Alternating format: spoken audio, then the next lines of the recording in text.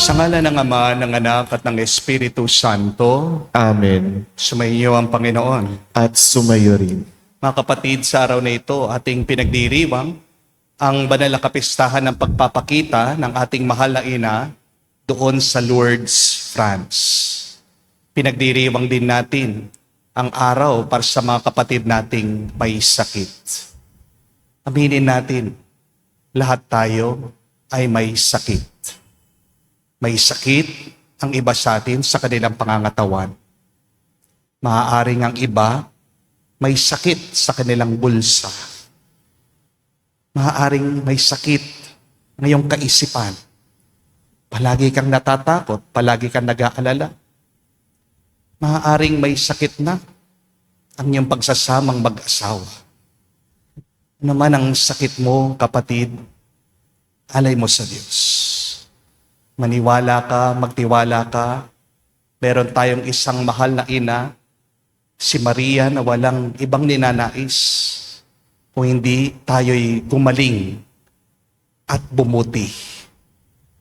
Pero magandang tanong ito, ano ang gagawin mo kung gagaling ka? Ano ang gagawin mo pag lumakas ka? Ano ang gagawin mo pag nagkapera ka? Anong gagawin mo kapag sumaya ka? Anong gagawin mo pag wala na kayong problemang mag-asawa? Kapatid, kung pagkakalob ng Diyos sa iyo ang grasya, pero kung kakalimutan mo siya, malaking problema. Niloloko mo lang ang Diyos. Niloloko mo lang ang sarili mo.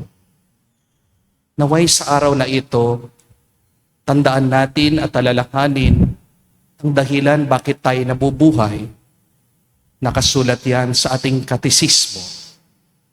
The meaning of our life is to know, to love, to serve God, and to be happy with God in the next life.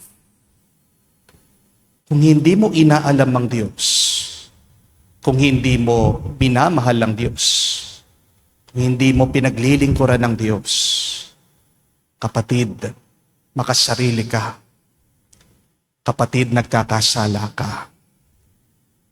At ang kasalanan ang isang dahilan. Bakit nahihirapan ka? Bakit ikaw ay may sakit? Dahil ang kasalanan na naglalayo sa atin sa Diyos. Dahil tanging ang Diyos lang ang ating buhay, ang ating lakas. Aminin natin sa banal na misang ito, pagkakataon na kung saan nakalimutan natin ang Diyos. Masyado tayong nakatingin sa ating mga problema, sa ating sakit, sa ating mga pagsubok. Sa mga pagkakataon na kung saan hindi tayo kumapit sa Diyos o nagpakapit sa Diyos. Aminin natin ang ating mga kahinaan. Humingi tayo ng awa sa Kanya para minsan pa makita tayong karapat-dapat makatanggap sa mga banal na misteryo. Inaamin ko Sa makapangyarihang Diyos at sa inyo mga kapatid, nalubha akong nagkasala sa isip, sa salita, sa gawa, at sa aking pagkukulang. Kaya isinasamo ko sa mahal na Birheng Maria, sa lahat ng mga anghel at mga banal, at sa inyo mga kapatid, na ako'y ipanalangin sa Panginoong ating Diyos. kaawaan tayo ng makapangyarihang Diyos. Patawarin tayo sa ating mga kasalanan. Patnubayan tayo sa buhay na walang hanggan. Amen. Panginoon, kaawaan mo kami. Panginoon, kaawaan mo kami. Kristo, kaawaan mo kami. Kristo, kaawaan mo kami. Panginoon, kaawaan mo kami. Panginoon, kaawaan mo kami. Manalangin tayo. Ama naming makapangyarihan, ipagkaloob mo sa amin ang lakas upang alalayan kaming mga mahihina. Ngayong ginugunita ang kalinissinisang ina ng Diyos. At kami dinadalangin niyang makabangon nawa sa pagkalugmok sa kasalanan.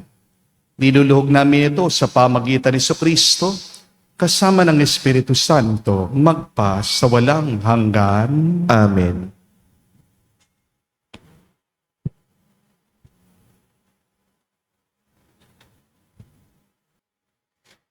Pagbasa mula sa aklat ni Propeta Isaias. Magalak ang lahat, magalak kayo dahil sa Jerusalem. Ang lahat sa inyo na may pagmamahal, wagas ang pagtingin. Kayo'y magigalak at makipagsaya. Lahat kayong tumangis para sa Kanya. Tatamasin ninyo ang kasaganaan niya, tulad ng sanggol sa dibdib ng kanyang ina. Sabi pa ng Panginoon, padadalhan kita ng walang katapusang pag-unlad. Ang kayamanan ng ibang bansa ay dadaloy sa iyong tila agos ng ilog. Ang makakatulad mo'y sanggol na buong pagmamahal na inaaruga ng kanyang ina. Aalawin kita sa Jerusalem, tulad ng pag-aliw ng ina sa kanyang anak. Ika'y magagalak pag nakita mo ang lahat ng ito.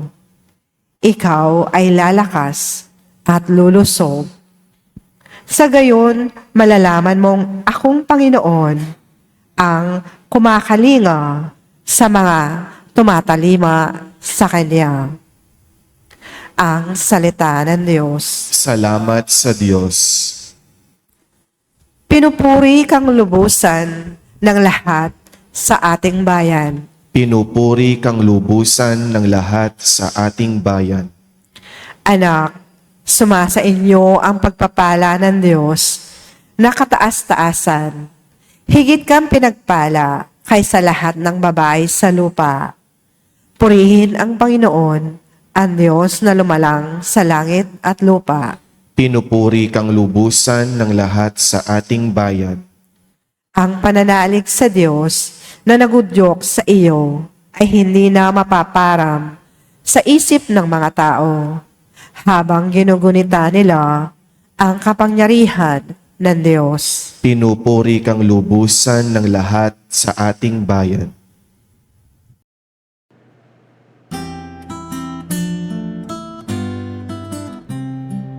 Alleluia, alleluia, alleluia, alleluia, alleluia, alleluia, alleluia, alleluia, alleluia, alleluia, alleluia, alleluia. Birheng Mariang mapalad, sa pananalig mong tapat sa Diyos na tagapagligtas, upang sa iyo ay mahayag ang pag-ibig niyang tapat. Sumainyo ang Panginoon. At sumayo rin. Ang mabuting balita ng Panginoon ayon kay San Juan. Papuri sa iyo, Panginoon. Nung panong yun may kasalan sa Cana, Galilea, at naroon ang ina ni Jesus. Si Jesus at ang kanyang mga alagad ay naroon din. Kinapos ng alak kaya't sinabi ng ina ni Jesus sa kanya na ubusan sila ng alak. Sinabi ni Jesus, "Huwag ninyo akong pangunahan. Ginang, hindi pa ito ang panahon ko." Sinabi ng kanyang ina sa mga naglilingkod, "Gawin ninyo ang anumang sabihin niya sa inyo." Doon may 6 na tapayan, ang bawat isa'y naglalaman ng 20 hanggang 30 galon. Nakalaan ang mga ito para sa paglilinis ayon sa tuntuning panreliyon ng mga Hudyo. Sinabi ni Jesus sa mga katulong, "Punuin ninyo ng tubig ang mga tapayan." At pinunungan nila hanggang sa labi. Pagkatapos sinabi niya, "Sumalok kayo ngayon at dalhin niyo sa namamahala ng handaan." Dinalhan nga nila ang namamahala ng handaan. Tinikman naman nito ang tubig na naging alak. Hindi niya alam kung saan nanggaling iyon. Bagamat alam ng mga katulong na sumalok ng tubig, kaya't tinawag niya ang lalaking kinasal. Sinabi niya rito, ang una pong inihahain ay ang masarap na alak. Kapag marami nang nainom ang tao, saka inihahain ang mababang uring alak. Ngunit, pinagpahuli ninyo ang masarap na alak. At nangyari ito sa Cana, Galilea. Ay siyang unang kababalaghang ginawa ni Jesus. Sa pamagitan nito'y inihayag niya ang kanyang kadakilaan at nanalig sa kanya ang mga alagad. Mga kapatid, ang mabuting balita ng ating Panginoon. Pinupuri ka namin, Panginoong Heso Kristo. Magandang araw po muli sa inyong lahat. Magandang araw po, Father. Mga kapatid, tanong lang po, ang lahat ba ng gusto mo, gusto din ba ng Diyos? At lahat ba ng hindi mo gusto, hindi rin ba kagustuhan ng Diyos? Pakaisipin niyo po, pagmunihan niyo. Dahil minsan, merong kagustuhan ng Diyos na pinapadaan niya, pinaparanas niya sa atin sa mga bagay na hindi natin gusto. Di po ba? Remember this. God's will is not always comfortable. Hindi madali at magaan ang kagustuhan ng Diyos minsan. Balikan po natin ang kwento ng pagpapakita ng ating mahal na ina, si Maria, doon po sa Lourdes sa France. Sa isa pong dalaga, ang pangalan po niya ay si Bernadette. Sabi ng ating mahal na ina kay Bernadette, uminom ka sa bukal, hugasan mo ang iyong sarili, at kainin mo ang halamang tumutubo diyan. Pero alam niyo po, noong mga oras na yon, wala pong malinaw na tubig dun sa bukal. Ang meron lang, putik, maduming tubig. At meron po doon, halaman na mapait. Si Bernadette, nalito po. Hindi rin naman niya gusto. Sino ba naman ang gustong uminom ng putik? Wala. Sino ba sa atin ang gustong kumain ng mapait na dahon? Wala. Pero ginawa pa rin niya dahil sa kanyang pananampalataya. At doon nagsimula ang himala. The muddy water started to clear. It became a spring of healing. And the act of obedience became a source of grace. And here is the lesson, my dear friends. Just because you do not like it, it doesn't mean God is not using it. It is good to reflect. Magandang pagmunihan. Ano ba yung maputik, maduming tubig na gustong ipainom ng Diyos sa akin? Ano ba yung mapait na halaman na gusto ng Diyos na ipakain sa akin? Maaaring may sakit ka na hindi gumagaling. Maaaring meron kang anak na lumalaban pagkatigas-tigas ng ulo. Maaaring meron kang utang na hindi mabayaran. Maaaring meron kang asawa na iyong magbago. Maaaring meron kang katrabaho na naninira sa'yo. O maaaring meron kang tao na hanggang ngayon hindi mo mapatawad.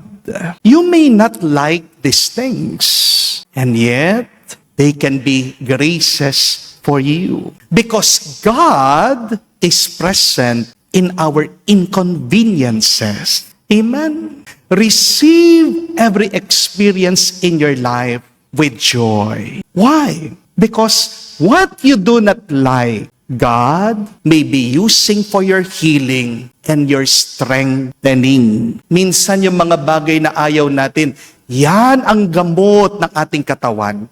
Minsan yung mga bagay na iniiwasan natin, yan ang nagpapalakas, nagpapabanal sa'yo. Mga kapatid, aminin natin, marami tayong ayaw sa ating buhay. Amen? Ayaw natin ng sakit, ayaw natin ng problema, ayaw natin ng mga taong pasaway, ayaw mo ng delay, ayaw mo din yung hindi malinaw. Pero minsan, yung ayaw mo, yan ang ginagamit ng Diyos na instrumento para baguhin ka. Amen? Minsan yung ayaw mo, yan ang ginagamit ng Diyos para linisin ka. Amen? Minsan yung ayaw mo, yan ang ginagamit ng Diyos pagpapagaling para sa iyo. Amen? Kung si Bernadette tumanggi, umayaw doon sa maduming tubig, wala po sanang spring healing doon sa Lourdes. Kung sinabi niya, Mama Mary, hindi ko gusto yan. De sana po, wala ngayong milyon-milyong mga tao ang gumagaling dahil sa tubig doon po sa Lourdes. Remember this, your obedience in discomfort can open a spring of blessing. Ulitin ko po yon. Your obedience in discomfort can open a spring of blessings. Sa totoo lang po, hindi ko po pinili ang parokyang ito. Ang dami po na nagtatanong sa akin, Father, ano yung isang simbahan na minimisahan niyo? Bakit iba na yung simbahan na minimisahan niyo ngayon? Dati ko pong parokya yon. 6 months na po ako dito sa aking bagong parokya. Kalilipat ko lang po. At kung ako po ang tatanungin, hindi ko po pinili ang parokyang ito. Dahil nung naglilipatan, ang nirequest ko po, mas malaki sanang parking.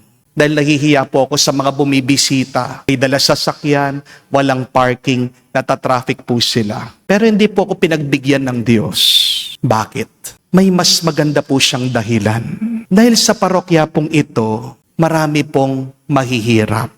At bago po ako lumipat sa parokyang ito, nasunugan po ito ng isang simbahan, isang chapel. Doon ko po na-realize, may magandang dahilan pala ang Diyos bakit dito niya ako dinala. Dahil ang dami pong nagdo-donate, yung pala mga donation nila gagamitin pang tulong sa mga mahihirap. At yung donation ng mga followers, yun din po ang ginagamit ko ngayong pinapagawa namin yung isang chapel. Hindi man po ako humihingi. Kilala niyo po ako. I would never ask you. I just wait. I just trust. I just depend on the generosity of our benefactors, of our followers. But God is so good. Kahit na hindi po ako humihingi, umuulan po ng donation. Ang dami po nating napag-aaral ng mga scholars. Ang dami po nating napapakain ng mga bata.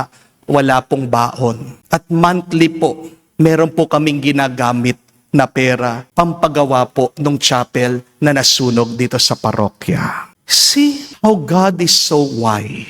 See, God can use your burdens as a blessing. Amen? So do not forget, comfort is not an evidence of God's will. It is peace. Paano mo malalaman ang isang bagay, isang karanasan, kagustuhan ng Diyos? Kapag payapa ka. Kasi minsan, akala natin, kapag mahirap, hindi galing kay God. Minsan iniisip natin, kapag masakit, hindi galing kay Lord. Minsan, kapag nakakaranas tayo ng mga inconveniences, iniisip natin, hindi gusto ng Panginoon yan. Pero ang Diyos, hindi lang po gumagawa sa maganda. Gumagawa din ng Diyos doon sa magulo. Amen? Hindi lang gumagalaw ang Diyos sa madali. Gumagalaw din ang Diyos sa masakit. Pero ang mga gulo at sakit natin sa buhay, tandaan natin, mayroon siyang palaging mabuting dahilan at mabuting paroroonan. Amen? Unawain po natin, hindi naman lahat ng masakit ay masama. At hindi naman lahat ng hindi mo gusto ay hindi mo kailangan. Sometimes God's will feel bitter at first. Just like the bitter herb, the muddy water that Saint Bernadette consumed. But remember, this is the lesson. Bitterness has its sweetness in the end. Mapait ngayon, pero kalaunan, ito'y nagiging matamis. Amen? When God gives you what you don't like, trust His purpose. Wala naman pong binibigay ang Diyos sa atin na wala siyang mabuting dahilan. God has always His good purpose. Why He allows us to experience bad things in this life. Mga kapatid, baka meron po kayong pinagdadaanan na mahirap, mabigat ngayon. May sakit ka, may problema kayo sa pamilya, stress ka sa trabaho mo, may pagsubok na paulit-ulit na lang na bumabalik, may pagkawala sa buhay, namatayan ka, o baka ikaw ay nangungulila, homesick, Baka meron kang pangarap na hanggang ngayon hindi pa natutupad. At sinasabi mo, ayaw ko na, wala nang pag-asa, dead end na. Baka ang hamon ng Diyos sa iyo ngayon, ganito. Hindi mo man ito gusto, magtiwala ka lang. Dahil ang mga pagsubok ay pagpapala. In every burden, there is a hidden blessing. Amen. Remember, the cross was painful, but it was God's will. The tomb was dark, but it was God's will. The muddy spring was uncomfortable, but it was God's will. All of this became a source of healing, salvation, and grace. Kaya wag mo sasabihin na walang grasya dito. Please correct your belief. God's will doesn't always feel good and comfortable, but it will always lead us to the good. Di mo man nararamdaman mabuti, pero dinadala ka niyan sa mabuti. Amen? Hindi lahat ng mabuti ay masarap. Mag-ingat po kayo. At hindi lahat ng biyaya ay komportable. Hindi lahat ng plano ng Diyos ay minsan bagay sa panlasa natin. Pero tandaan niyo po ito, mga kapatid, God's will is not always pleasant, but it is always perfect. Amen? At mga bagay na inaayawan mo ngayon, masa ka, maniwala ka, pwedeng maging himala mo bukas. Kaya mga kapatid, kung mayroong pinapainom ang Diyos sa'yo na maputik, kung may pinapakain ang Diyos sa'yo na mapait, kung may pinapagawa ang Diyos sa'yo na hindi mo gusto, huwag kang tumanggi. Huwag kang mawala ng pag-asa. Huwag mong iisipin na hindi ito galing sa Kanya. Because like in Lourdes, the spring will appear after your obedience. Magtiwala ka sa Diyos. Kamukha ni Saint Bernadette, sumunod ka sa utos ni Maria at lilinaw ang tubig. Lilinaw ang buhay mo. Lilinaw ang kalooban ng Diyos para sa iyo. We asked for the prayer of Mary who appeared in Lourdes so that we may continue following God's will. Even if we are so unsure, even if we are hesitant, even if we are tired and afraid. Sabihin po natin, mahal na Ina, Maria, na nagpakita sa Lourdes. Gabayan mo kami, palakasin mo kami, turuan mo kami palaging sumunod sa kagustuhan ng Diyos para kami pa ay pagpalain at pabanalin niya ngayon at magpakailanman. Amen.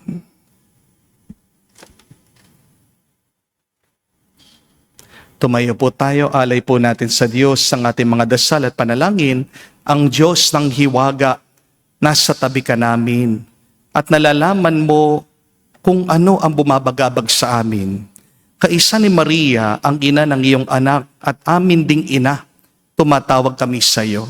Ating sabihin, Panginoon, dinggin mo kami. Panginoon, dinggin mo kami.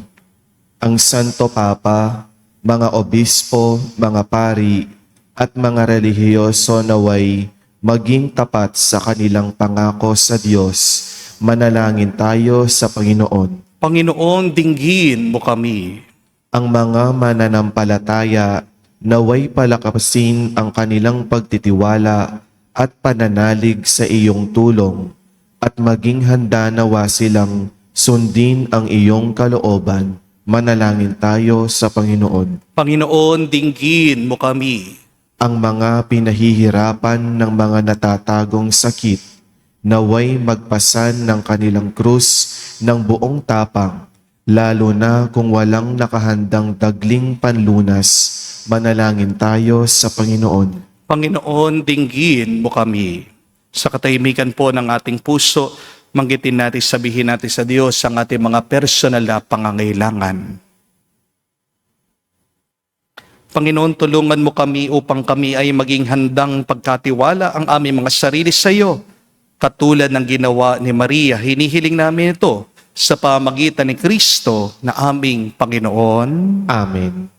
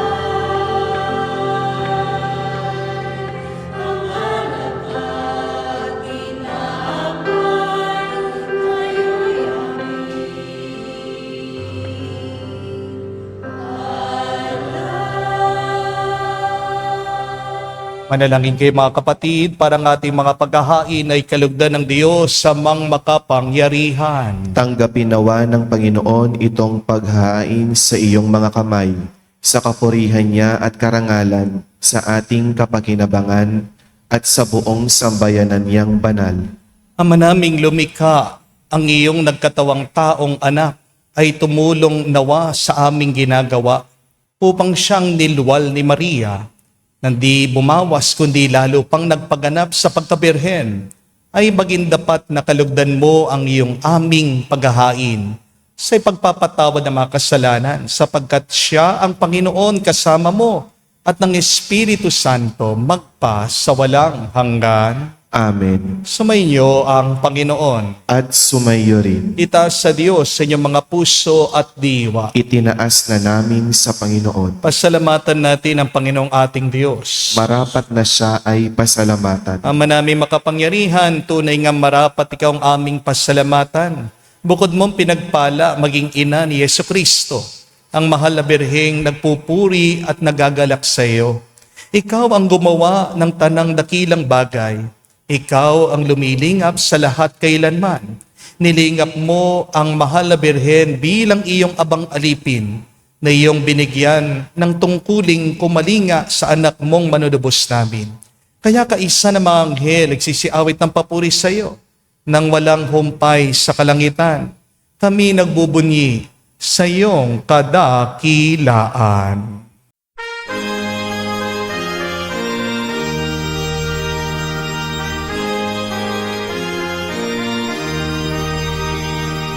Santo, Santo, Santo, Panginoong Diyos ng mga hukbo.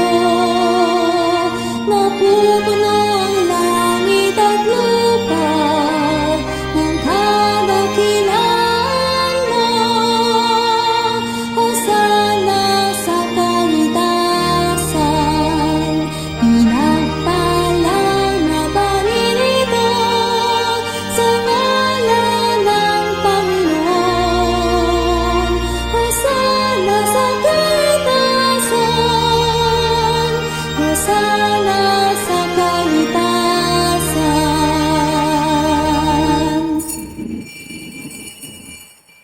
Ama naming banal, ikaw ang bukalan tanang kabanalan. Kaya't sa pamagitan ng iyong Espiritu, gawin mong banal ang mga kaloob na ito, upang para sa amin, maging katawan at tugo ng aming Panginoong Jesucristo. Bago niya pinagtiis ang pusang loob na maging handog, hinawakan niyang tinapay, pinasalamatan kanya, pinaghati-hati niya iyon, inabot sa kanya malagad at sinabi, tanggapin ninyong lahat ito at kanin. Ito ang aking katawan na ihahandog para sa inyo.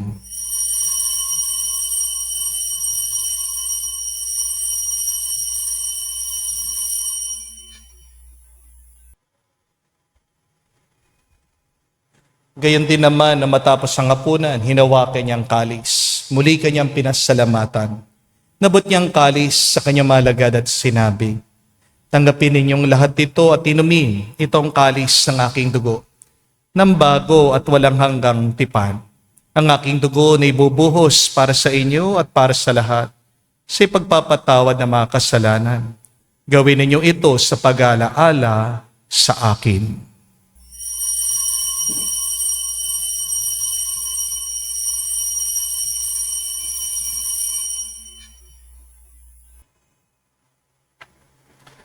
Ang misteryo ng pananampalataya.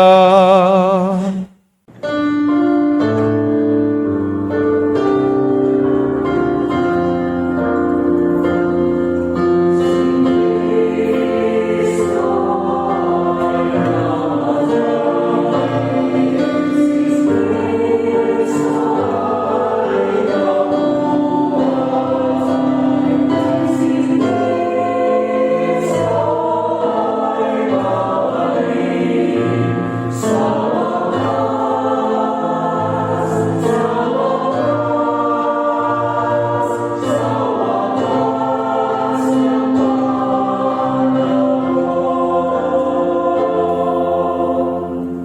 Ama, ginagawa namin ngayon ang pag-alaala sa pagkamatay, muling pagkabuhay ng iyong anak.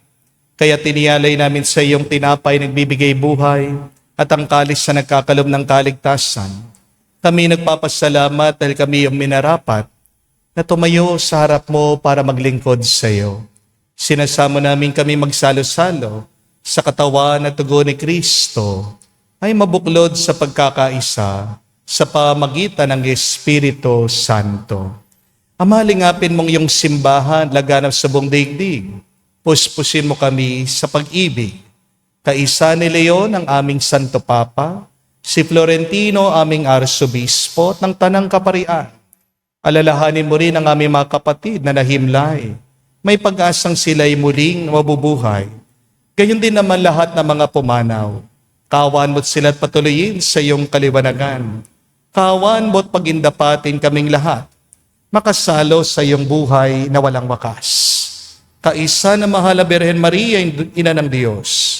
Kaisa ni San Jose, ang kanyang maluwalhating esposo. Kaisa na mga apostol, lahat ng mga banal. Si Saint Bernadette Sobiru na namuhay dito sa daigdig, nakalugod-lugod sa iyo. May pagdiwang nawa namin ang pagpupuri sa ikararangal mo sa pamagitan ng iyong anak, aming Panginoong Heso Kristo.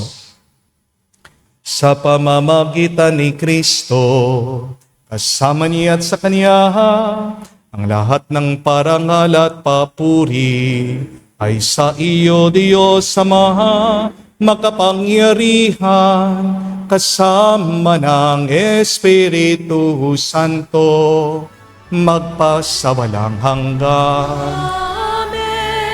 Amen.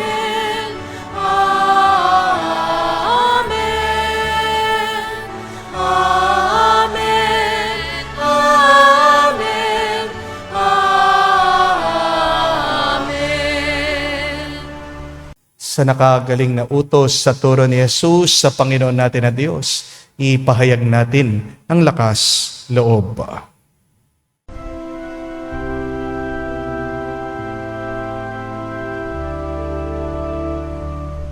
Ama namin, sumasalangit ka, sambahin ang ngalan mo, mapasa amin ang kaharian mo, sundin ang loob mo dito sa lupa para nang sa langit. Bigyan mo kami ngayon ng aming kakanin sa araw-araw. At patawarin mo kami sa aming mga sala para ng pagpapatawad namin sa nagkakasala sa amin. At huwag mo kami ipahintulot sa tukso, at iadya mo kami sa lahat ng masama.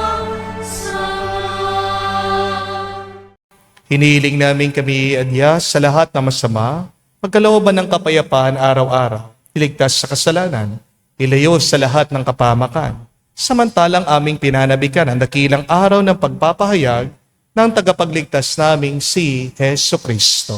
Sapagkat iyo ang kaharian at ang kapangyarihan at ang kapurihan magpakailanman. Amen.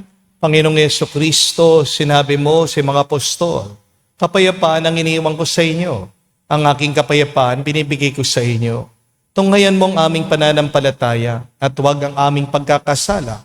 Pagkalooban mo kami ng kapayapaan at pagkakaisa ayon sa iyong kalooban, kasama ng Espiritu Santo, magpa sa walang hanggan. Amen. Kapayapaan ng Panginoon ay laging sumainyo.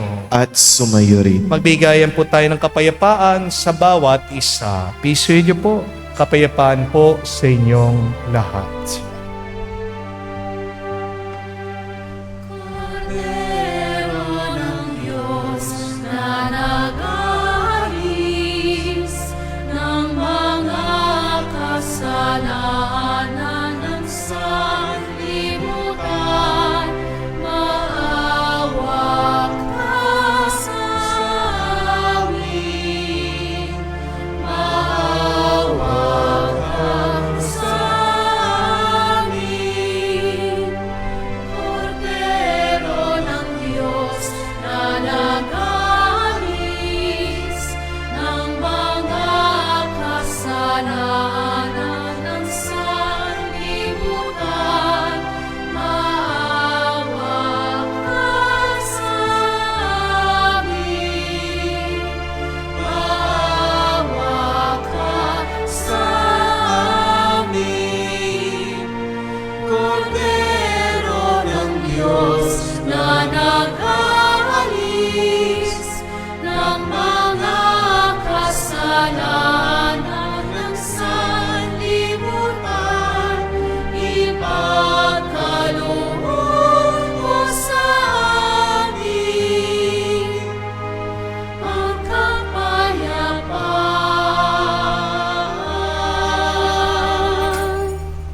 Mga kapatid, naririto ang ating Panginoong Jesucristo, ang Kordero ng Diyos. Siya nag-aalis sa mga kasalanan ng sanlibutan. Mapalad tayong lumalapit sa piging ng Kordero. Panginoon, hindi ako karapat-dapat na magpatuloy sa iyo, ngunit sa isang salita mo lamang ay gagaling na ako.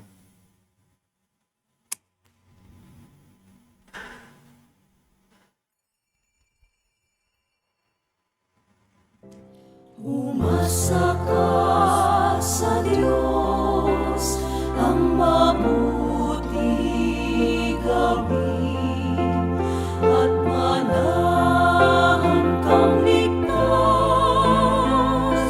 sa lupain.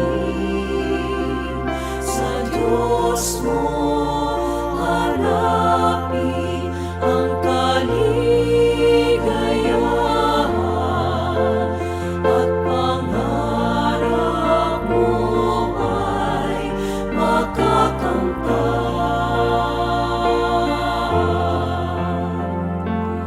Ang iyong sarili sa Diyos mo ilaga, pag nagtiwalay, tulungan kang ganap, ang kabutihan mo ay magliliwanag, katulad ng araw kung tanghaling tapat.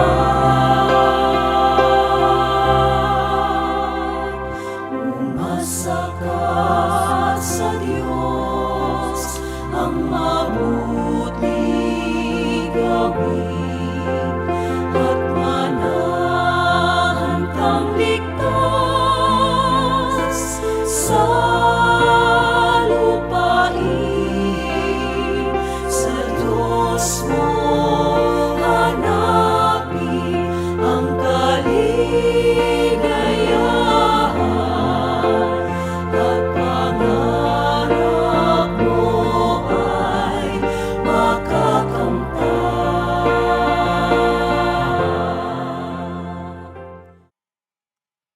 Manalangin tayo. Ama namin mapagmahal, sa pagsasalo namin sa banal na pakikinabang, ang iyong kagandang loob ay aming hinihiling upang ang pagpaparangal namin sa mahal na Birhen at pagtulad namin sa Kanya ay maging dapat na aming paglingkuran. Ang pagganap sa kalooban mong kaligtasan. Sa pamagitan ni Jesucristo kasama ng Espiritu Santo, magpa sa walang hanggan. Amen. Pagkatapos po ng ating banal na misa, pwede po kayong pumila sa gitna para sa ating anointing of the sick, because today, as we celebrate the feast day of Our Lady of Lourdes, we are also remembering all of the sick. We are celebrating the World Day for the Sick. Para po sa mga gustong makatanggap po ng pagpapalakas, ng healing, mapit lang po kayo, pumili lang po kayo, and I will apply the sacred healing oil to you. Sa ating po mga bisita dito, sa ating mga followers, maraming salamat po sa inyong pagbisita at pagkikisalo sa ating banal na misa. Palakpakan po natin ang bawat isa dito. Thank you very much po. At muling paalaala po, mga kapatid, hindi naman ibig sabihin gusto mo, yan ang tama, yan ang makakabuti sa iyo. Dahil maaaring hindi mo gusto, mukhang hindi mabuti, pero kung yan ay kagustuhan ng Diyos, kalaunan, yan ang makakabuti sa iyo. You may not want it, but if God wants it, then choose it for your healing, for your strengthening, for your sanctification. Tandaan natin ang ginawa ni Saint Bernadette doon sa Lourdes. Pinainom siya ng maputik, maduming tubig. Pinakain siya ng mapait na halaman. Pero dahil sa kanyang pagiging masunurin, nagkaroon ng himala. Doon umapaw ang healing water, ang tubig na nagpapagaling doon sa Lourdes. There are 7,000 recorded medical healing there in Lourdes. Ganun po karami ang mga gumaling na. Pero paano nag-umpisa? Dahil sa katapatan, pagsunod ng isang dalaga. So your obedience brings forth a spring of blessing. Always remember that God blesses obedient hearts. Are you obedient? Ask yourself. If you are not, ask for the grace of obedience and faithfulness to God, and you will always be blessed. Amen? Sumayin niyo ang Panginoon. At sumayo rin. At kayo'y basbasan ng Diyos, makapangyarihan sa lahat, sa ngalan ng Ama, ng Anak, ng Espiritu Santo. Amen. Ang ating misa ay natapos na. Humayo kayo sa kapayapaan ni Kristo. Salamat sa Diyos.